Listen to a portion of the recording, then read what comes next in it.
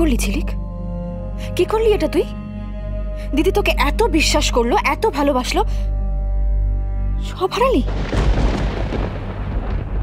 এভাবে সব হারালি তুই? ছি ঝিলিক, ছি।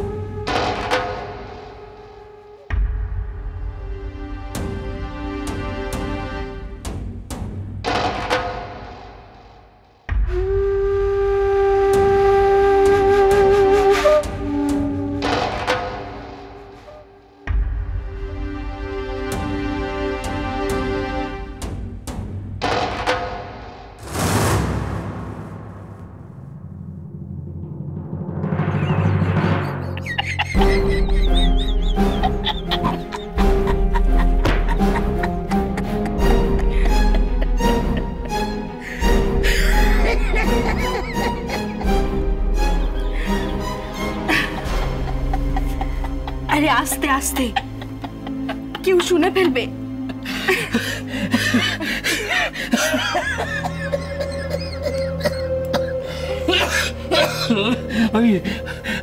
আমি আর পারছি না, আমার এত আনন্দ হচ্ছে। কথায় বলে না, যত হাসি তত কান্না, বলে গেছে রাম মান্না।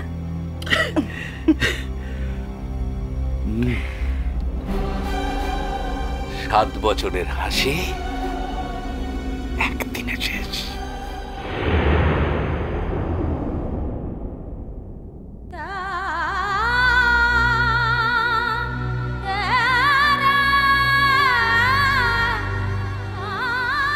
মনি আমাকে এত অবিশ্বাস করছে কেন?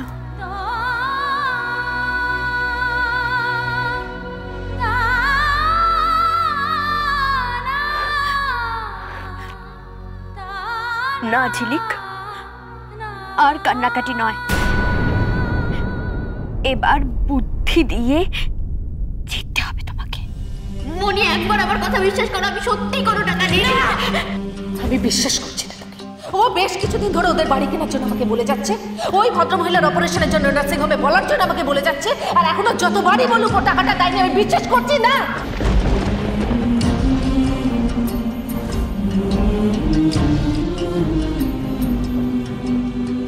আমি ভেবেছিলাম নার্সিং হোমে মনি ফোন করে বলেছে যাতে মার অপারেশনটা হয়ে যায়,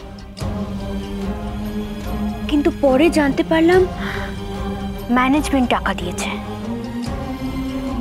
অথচ মনিও টাকাটা দেয়নি, আমিও টাকাটা দিইনি।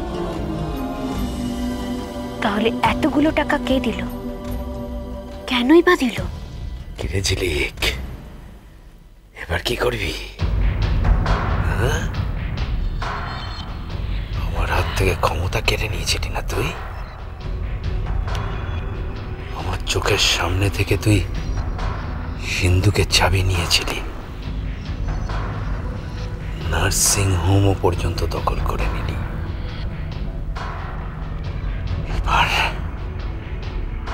এইবার দিদির সামনে দাঁড়াবি কি করে?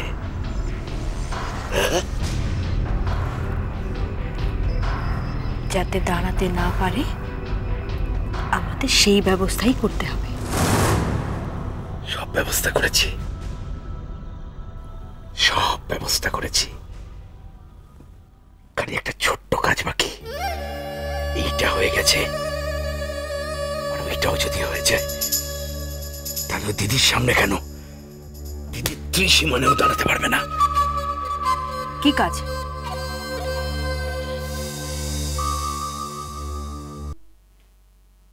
আমার মন বলছে সামনেই মনির খুব বড় একটা ক্ষতি হতে চলেছে। না, মনির কোনো ক্ষতি হতে দেওয়া যাবে না। কোনো ক্ষতি হতে দেওয়া যাবে না। মুনি যদি আমায় ভুল বোঝে, তাহলে সেই ভুল বোঝা থেকে বের করে আনার দায়িত্ব আমার। কারণ মরিচ আমাকে খুব বিশ্বাস করে, খুব বিশ্বাস করে। কিন্তু কিভাবে বোঝাবো আমি মুনিকে? কিভাবে বোঝাবো? যদি জানতে পারতাম টাকাটা কে দিয়েছে, তাহলে তো। ব্যাংক থেকে বেরোতেই 3টে বাইক আমাকে ঘিরে ধরলো। তারপর ওরা আমার হাতে মোজারি মেরে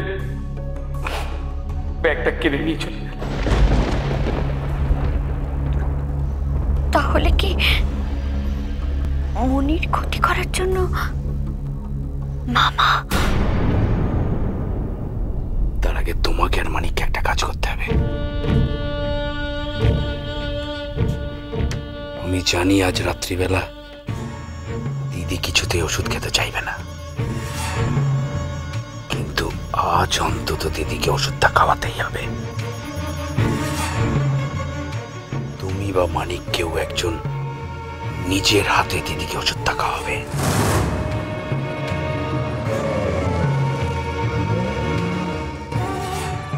আমি বা মানিক? কেন?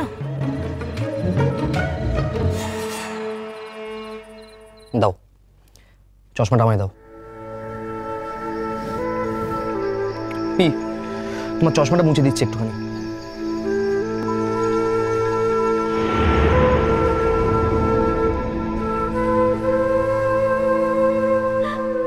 ওটা দিয়ে মুছো না, দাগ পড়ে যাবে।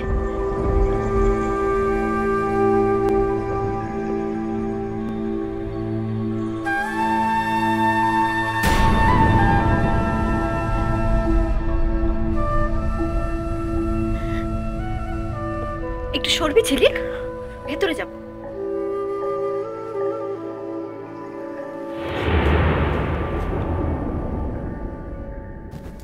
মানিক, দিদি প্রেসক্রিপশনটা দেখেছিলি? হ্যাঁ মা, আমি দেখেছি, ওষুধগুলো সব দেখে রেখেছি। দিয়ে দে। আমি ওষুধ খাবো না। দিদি, এরকম করলে কি করে হবে বলো তো? ওষুধ না খেলে কখনো হয়? দে। এই যে এই 3টে হচ্ছে খাবার আগে। ও, খাবার আগে? তাহলে এখনই দিয়ে দি। না না, ওষুধটা এক্ষুনি দিও না। আগে দেখো তৃপ্তি মাসি খাবারটা রেডি করেছি কিনা।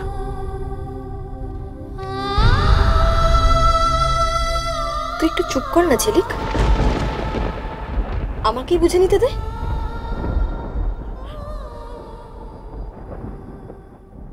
মামি, লাহিড়ী দাদু বারবার করে বলে দিয়েছে ওষুধটা খেয়ে যেন খাবার খেতে দেরি না হয়।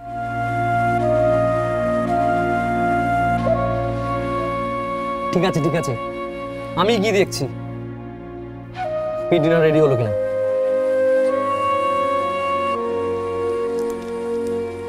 না, আমি ওষুধও খাবো না, আমি খাবারও খাবো না।